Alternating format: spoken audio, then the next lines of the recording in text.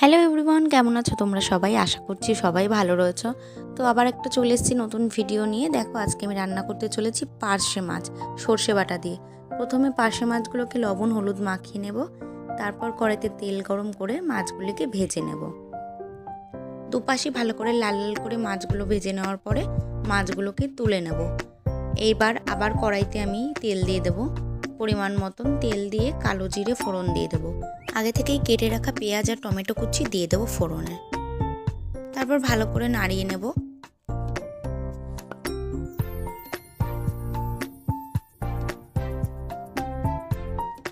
এবার আমি আগে থেকেই সর্ষে আর কাঁচা লঙ্কাটা বেটে রেখেছিলাম। এবার আমি কিছুটা পরিমাণ সর্ষে আর কাঁচা লঙ্কা বাটাটা দিয়ে দেবো তেলের উপরে।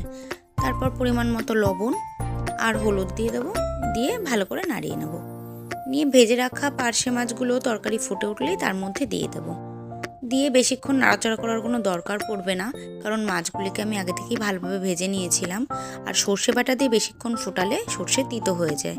এই কারণে কিছুক্ষণ সামান্য ফুটিয়ে ধনেপাতা কুচি ছড়িয়ে দিয়ে তরকারিটা নামিয়ে নিলেই তৈরি আমাদের পার্শে মাছের সর্ষে বাটা।